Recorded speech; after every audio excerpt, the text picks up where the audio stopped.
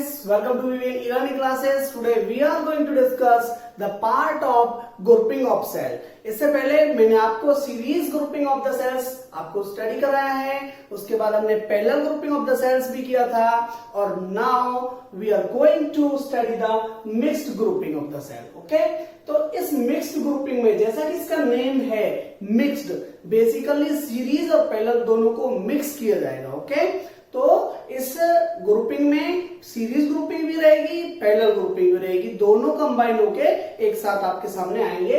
देखिए किस तरीके से ये सर्किट जो आपके सामने बनाया हुआ है, यहाँ पर n आइडेंटिकल सेल्स को हमने रो में कनेक्ट किया हुआ है. This is the EMF E and R is the internal resistance of that cell, और इसको हमने सेपरेटली इस तरीके से इंडिकेट किया हुआ है. बट प्रैक्टिकली ये एक सेल ही है और ऐसी n सेल्स को हमने सीरीज में कनेक्टेड किया हुआ है और इस तरीके से हमें फर्स्ट रो मिल चुकी है जिसमें n number of identical sales को हमने सीरीज में कनेक्ट किया हुआ है. ओके, अब बात स्टार्ट होती है पैरेलल ग्रुपिंग के लिए. तो पैरेलल ग्रुपिंग के लिए same type of rows are repeated and they are connected in the parallel. इसी तरीके की बहुत सारी रोज को कनेक्ट किया जाएगा, रिपीट किया जाएगा और उनको कनेक्ट किया जाएगा पैरेलल ग्रुपिंग में. यहां पॉइंट ए, यहां पॉइंट बी और इन 2 पॉइंट्स के बीच में ही सबको कनेक्ट कर दिया जाएगा. ओके, तो इस तरीके से इस ग्रुपिंग में, जो कि काफी कॉम्प्लिकेटेड और कॉम्प्लेक्स आपको दिख रही है, इसमें सीरीज ग्रुपिंग भी की हुई है हमने रोज में और पैरेलल ग्रुपिंग भी की हुई है हमने इन मल्टीपल रोज को कनेक्ट करने के लिए. ओके, हमने मान लिया कि m number of these rows are connected in parallel. Okay, now the process starts just like the same the series and the parallel combination के बिल्कुल उसी तरीके से हम स्टार्ट करेंगे. और सबसे पहले हम फाइंड आउट करना चाहेंगे कि टोटल EMF हमारा कितना है. ओके, तो सबसे पहले उसके लिए इस रो का EMF कितना है.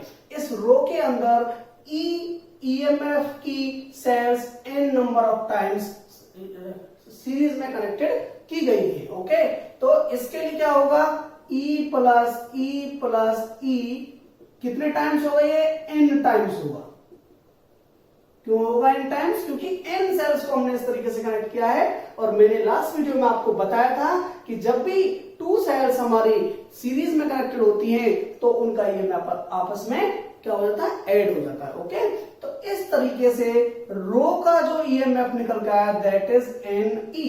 ओके, अब टोटल EMF क्या निकल के आएगा, देखिए आपको पता है पॉइंट A एंड B के ही बीच में ये सभी सेल्स कनेक्टेड की गई हैं. पूरा का पूरा जो हमारा मिक्स्ड ग्रुपिंग है A और B के बीच में ही हो रहा है. ओके, तो A और B के बीच में जो पोटेंशियल होगा वो सेम रहेगा, केवल एक ही पोटेंशियल यहां पर रहेगा क्योंकि that will be basically VB minus VA. Okay, तो बेसिकली B पॉइंट का एक पर्टिकुलर पोटेंशियल रहेगा, A पॉइंट का एक पर्टिकुलर पोटेंशियल रहेगा और उसका डिफरेंस भी सेम ही रहेगा. तो केवल एक ही EMF आएगा इस पूरे नेटवर्क के लिए. ओके, तो उसके लिए हमें क्या करना पड़ेगा कि आपको पता है कि जब भी हमारी रोज पैरेलल में कनेक्टेड रहती है तो उन सबका जो पोटेंशियल है वो सेम रहता है. ओके, तो इन सभी रोज का पोटेंशियल सेम रहेगा.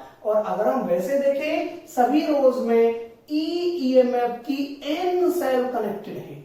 सभी रोज में EMF की n number of cells connected है. इसका मीनिंग इस रो का जो टोटल EMF निकल के आया दैट इज NE, इसका भी टोटल जो EMF निकल के आएगा दैट विल बी NE. ऐसे करते हुए सभी रोज का जो हमारा EMF रहेगा दैट विल बी NE. तो इसका मीनिंग हो गया कि टोटल EMF हमारा क्या हुआ, NE, क्योंकि NE EMF की m number of rose parallel में कनेक्टेड है. ओके, तो इसलिए टोटल EMF NE हो गया इस नेटवर्क का. अब बात आती है इंटरनल रेजिस्टेंस की.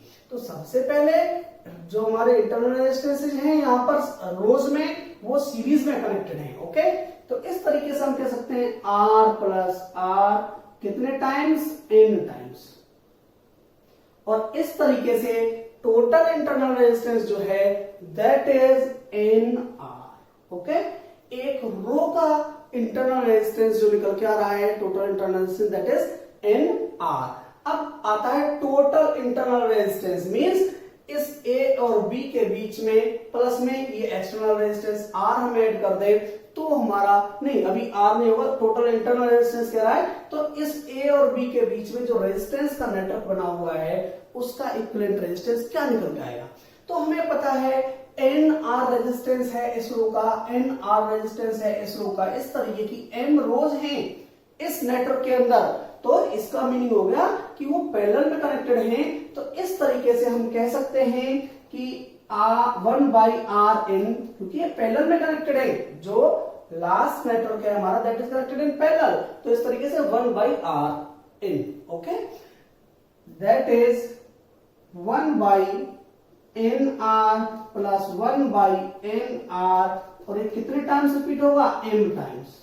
एम टाइम्स क्यों रिपीट होगा, क्योंकि एम नंबर ऑफ रोज है इस नेटवर्क के अंदर जिनमें से हर रो का जो रेजिस्टेंस है that is N R. Okay, तो इसलिए one by N R M times repeat होगा। तो इस तरीके से हमारा आंसर यहां आया M divided by N R, that is the one by R N.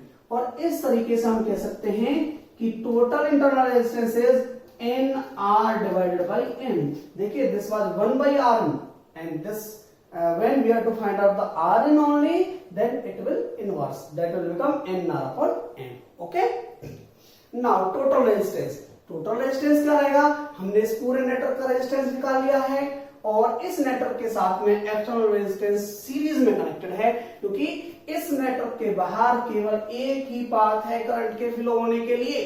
Okay, basically यहां पर पॉजिटिव टर्मिनल है तो हमारे करंट की direction this will be the direction of current, positive to negative terminals. Okay, क्योंकि एक ही पाथ है तो इसका मीनिंग ये हुआ कि हमारा जो एक्सटर्नल रेजिस्टेंस है R वो इस नेटवर्क के साथ सीरीज में कनेक्टेड है, तो जो हमारा टोटल इंटरनल रेजिस्टेंस आया है उसके सीरीज में कनेक्टेड हो जाएगा हमारा external resistance, that will become R plus में N R divided by M.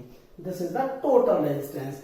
अब हमने फाइंड आउट कर लिया है टोटल ईएमएफ को, उसके बाद हमने फाइंड आउट किया है टोटल रेजिस्टेंस को, और जैसे हम पहले के कॉम्बिनेशंस में करते आए हैं कि अगर हमें करंट फाइंड आउट करना है the formula is total EMF divided by total resistance. We will follow the same steps and here total EMF is N E, total resistance is R plus में N R divided by M. अब देखिए यहां पर नीचे हम LCM लेंगे और LCM लेने के बाद this will become M R plus N R divided by M.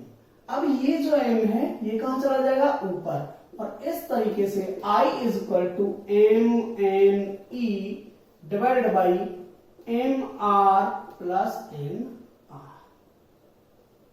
Okay, इस तरीके से हमने करंट की वैल्यू फाइंड आउट की मिक्स्ड ग्रुपिंग में। आई थिंक आपको समझ में आया होगा, हर स्टेप आपको बहुत अच्छे से बताया है। अगर कोई भी डाउट है आप कमेंट बॉक्स में हमें बता सकते हैं, और इस टॉपिक के, इससे पहले टॉपिक के सभी जितने भी टॉपिक्स मैं आपके साथ डिस्कस कर रहा हूं उन सभी टॉपिक्स के नोट्स आपको डिस्क्रिप्शन में दिए गए लिंक से मिल सकते हैं। आप फेसबुक पेज पर जाकर उसको लाइक कर सकते हैं। बहुत सारे वीडियोस इसी सिलेबस से रिलेटेड 12th क्लास की फिजिक्स से रिलेटेड आपको मिलेगा। With these words I would like to end up my this session. Thank you so much.